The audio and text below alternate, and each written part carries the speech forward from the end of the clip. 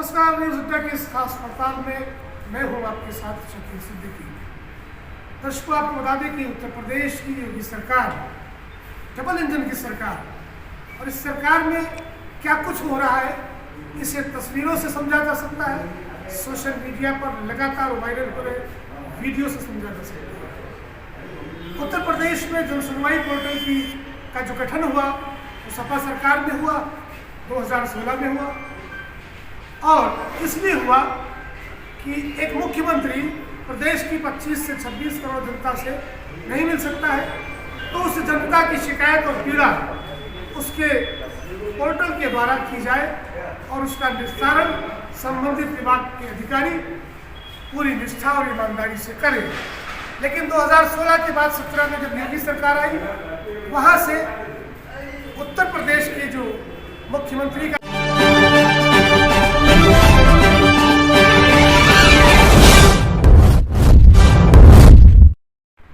News अड्डा के इस खास पड़ताल में मैं हूं आपके साथ शकील सिद्दीकी।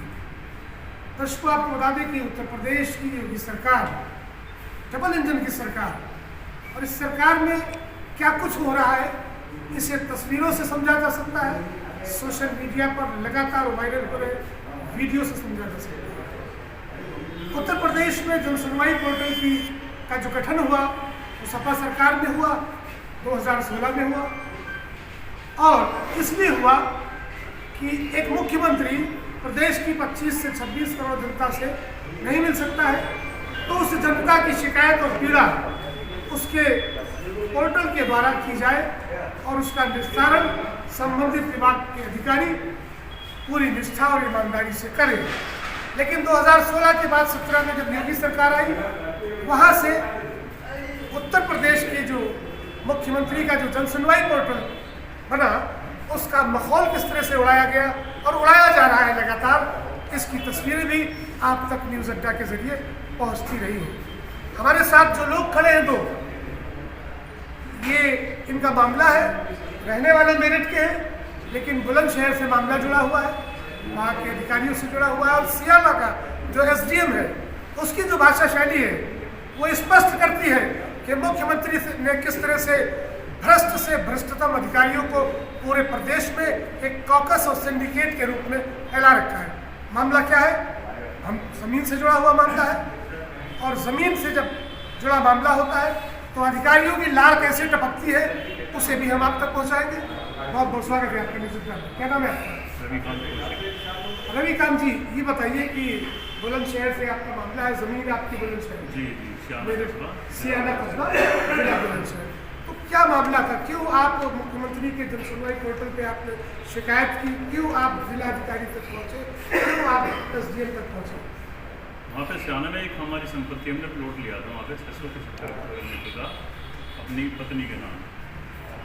तो उसे लेने से पहले हमने वहाँ के जो निवासी थे, जो वहाँ के नगर निगम चेयरमैन थे, उनसे भी पूछा था। उनके जी हमारे कुछ पैसे इनमें गए हुए हैं, कुछ हम देके इनके प्लॉट की रजिस्ट्री करा देते हैं। तो उन्होंने भी कह दिया था हाँ करा लो, कोई दिक्कत नहीं है। लेकिन उसके बाद जब प्रकरण शुरू हुआ तो उसमें ये पाया गया जो अधिकारीगण हैं, जो रसूखदार हैं, जो नेता हैं, उनकी सुनवाई होती है, उनके ही काम होते हैं। शायद जो आम जनता है या कोई आम जन सुनवाई का कोई वहाँ पर कोई महत्व नहीं है।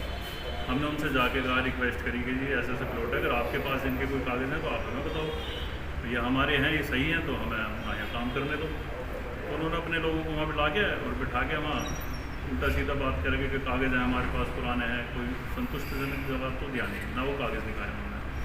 उसके बाद एक आपत्ति लगा दी तहसील में कि जिनकी दाखिल खारिज रोकी जाए। हमने पूछा उनसे भी ये क्यों अब क्यों लगा रहे हो, जब हमने आपसे पूछ के लिया कि नहीं ऐसा नहीं होता है, तो तुम मुख्यमंत्री के महामंत्रियों के चक्कर काटो, वहाँ से कितने लिखवा के जाओ, कितने पर्चे यहाँ पड़े हैं और आगे कितने आएंगे, कितने चले जाएंगे।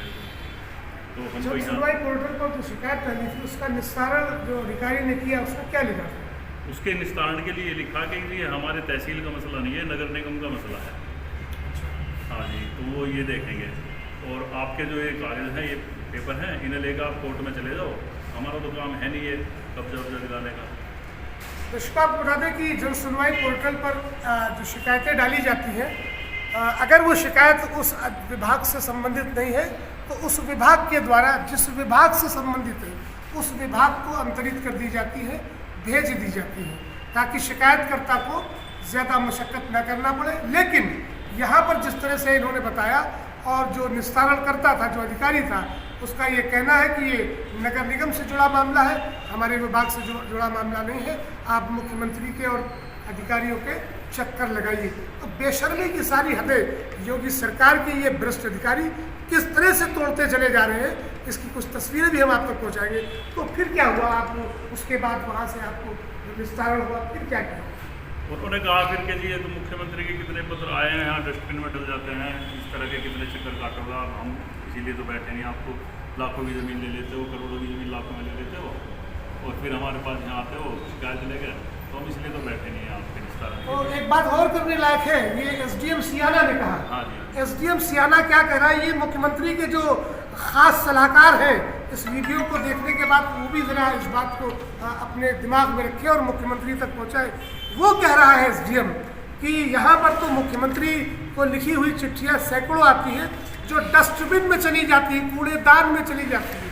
सबका साथ सबका विकास, सबके विश्वास का ढोंग पीकने वाली भारतीय जनता पार्टी और NDA की ये सरकार, योगी सरकार हो या मोदी सरकार हो, और जीरो टॉलरेंस नीति का बखान कर रही है, ये जो बोल रहे हैं, और SDM सियाना जो बोल रहे हैं, उसकी जांच भी होना चाहिए। क्या मुख्यमंत्री को लिखी जाने वाली चिट्ठियों का यही हाल होगा, क्या वो कूड़ेदान में जाएंगी या डस्टबिन में डाली जाएंगी? खैर, तो SDM सियाना ने तो मुख्यमंत्री का पूरा जो है वो स्वागत कर दिया। आपका क्या नाम है? वीरेंद्र मिश्रा, अखिल भारतीय पत्रकार संघ का राष्ट्रीय अध्यक्ष हूँ।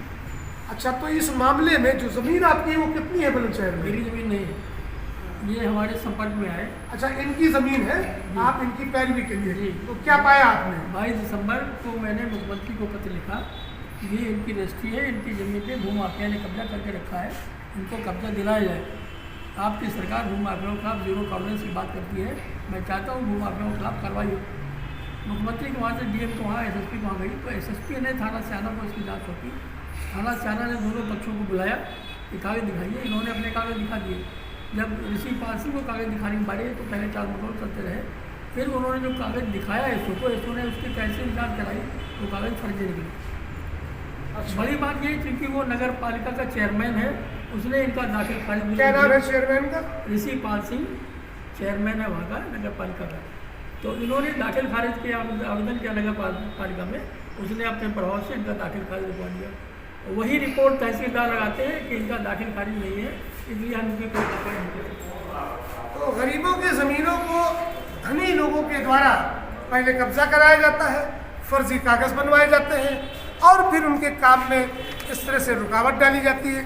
मुख्यमंत्री योगी आदित्यनाथ एक संत है और जिस तरह से उनके बयान आते हैं, जिस तरह से उनकी बातें होती हैं, उनसे देख तो ये लगता है कि उत्तर प्रदेश में बिल्कुल राम राज्य चल रहा है। लेकिन जो तस्वीरें हैं, जो बयान यहाँ पर है, इनकी ज़मीन को ये कह दिया जाता है कि लाखों करोड़ों की ज़मीन खरीदते हो और फिर हमारे पास चले जाते हो। क्या यही जीरो टॉलरेंस नीति है? क्या यही मुख्यमंत्री योगी आदित्यनाथ का शासन है कि इस तरह से जिन अधिकारियों को बिठाया गया है, जो भ्रष्ट अधिकारी है, महाभ्रष्टों की सूची में इनका नाम है, और जो ऋषिपाल जिसका नाम इन्होंने बताया, जो वहाँ का नगर पालिका अध्यक्ष है, उसकी जो भाषा है, इसे समझना होगा और उत्तर प्रदेश की योगी सरकार को भी समझना होगा। ये पहला मामला नहीं है, इससे पूर्व में भी कई ऐसे मामले हो चुके हैं और न्यूज़ अड्डा प्रखर रूप से, प्रमुखता से ऐसे मामलों को सरकार के सामने रखता चला आ रहा है और इस मामले को भी रखा है और आगे भी रखा जाएगा। अभी पड़ताल जो होगी, हाँ, DM जो है वहाँ के बुलंदशहर के जिलाधिकारी, उनका क्या कहना है? उनके पास भी हम गए थे, फिर उनकी शिकायत को ले गया ना, तो हमने उनको हवाला दिया। मैंने कहा जी मुख्य सचिव श्री संजय प्रसाद जी के यहाँ से भी हमने लिखवा के भेजा है, उसके प्रकरण में आप मंडल आयुक्त से मिलो।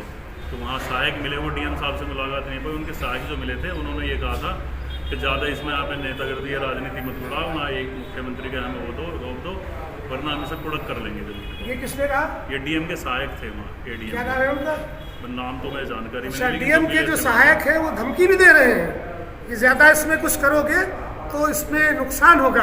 अब ये आप देखिए ज़रा, कुर्की करने की धमकी दी जा रही। तो क्या मुख्यमंत्री ने ऐसे अधिकारियों को चुना है जो गरीबों को, पीड़ितों को, जो सताए हुए लोग हैं, उन्हें धमकी देंगे, सत्ता के नशे में डूबकर धमकी देंगे, ताकत में धमकी देंगे?